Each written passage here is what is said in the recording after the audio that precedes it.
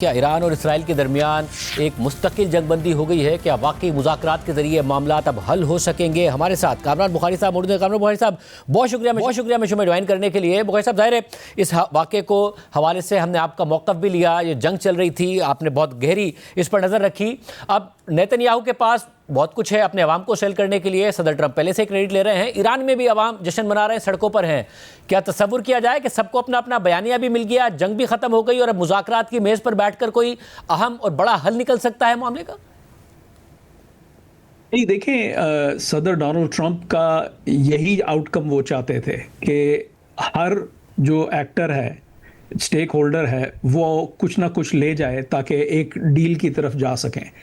तो देखा आपने कल जो है वो एक कोरियोग्राफ्ड परफॉर्मा जो है, जिसको हम परफॉर्मेटिव एक स्ट्राइक की गई, जिससे कोई नुकसान नहीं हुआ, लेकिन वो ऑफ रैम्प बन गया जंग से निकलने के लिए। तो उसके बाद जो है, क्योंकि वो करना ज़रूरी था, मतलब उन पे हमला हुआ, अमेरिका ने जो अपना 14 GBU-57 गिराए उनकी एटमी तनसीबात पे जो फोर्दो में थी, तो वो उसके बाद फिर मेज़ पे तो नहीं आया जा सकता था ना, वो तो उनको भी कुछ दिखाना था, उनको दिखाने दिया। ये ऐसे ही हुआ था जब वो जनरल कासिम सुलेमानी जो IRGC-QF के कमांडर थे, उनको जब हलाक किया गया था, तो उसके बाद भी इसी किस्म की एक ऑफ रैम्प दी गई थी। गो कि उस वक़्त मज़ीद कोई बातचीत की ज़रूरत नहीं थी और हालात बहुत मुख्तलिफ थे। तो आई थिंक कि उनको भी मिल गया। ज़ाहिर है नेतन्याहू जो हैं वो, उनको सियासी तौर पे अपने आप को मुस्तहकम करना था कि वो खासे कमज़ोर थे बहुत सारी वजूहात की बिना पे।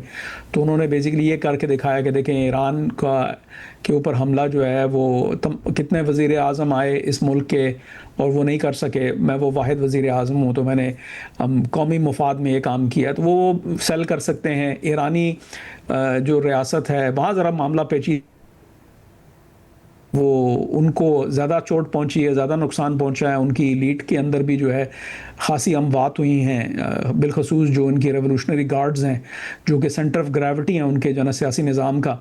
तो वहाँ ज़रा अंदर एक वैक्यूम है जो कि उसको रीसेटल होने में टाइम लगेगा। लेकिन मजमूई तौर पे कम अज़ कम रियासत के जितने भी स्टेक होल्डर्स हैं वो ये तो कह सकते हैं कि मतलब हमने इस जंग में जो है कमज़ोर होने के बावजूद जो है वो रेजिस्ट किया।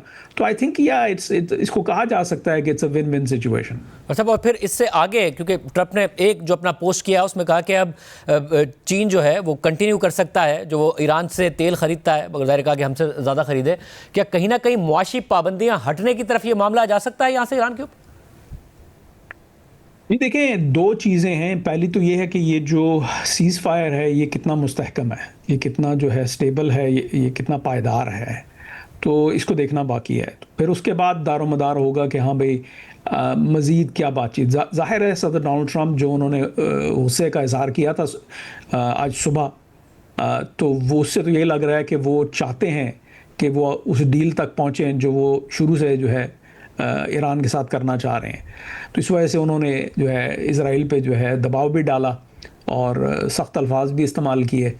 तो वो उनकी ख्वाहिश ज़रूर है, लेकिन इसको कैसे आप इंजीनियर करेंगे ये अभी देखना बाकी है, क्योंकि ईरान क्या अब जो है वो एक्सेप्ट करने के लिए तैयार है कि वो 0% जो है इनरिचमेंट पे मानने के लिए तैयार है। अगर है तो फिर जो है वो मुआशी पाबंदियाँ और जो सैंक्शंस हैं उनके हटने का जो है ना अच्छा खासा इम्कान है, क्योंकि ये तो लेन देन होती है ना, तो आप ये मान जाएं तो हम आपके बदले में ये कर देंगे।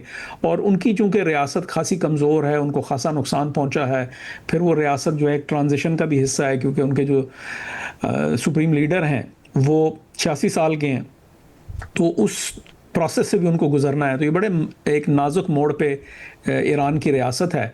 तो इस वक्त उनको जितने भी वो अपना मुआशी पाबंदियाँ हट सकती हैं तो वो उनका फ़ायदा होगा।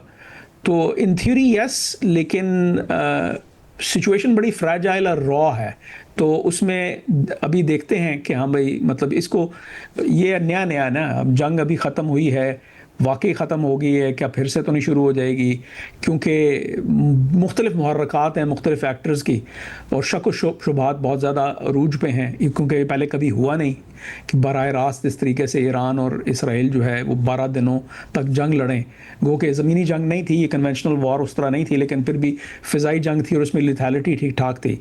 सो ये रोड मैप है एक मतलब रफ सा।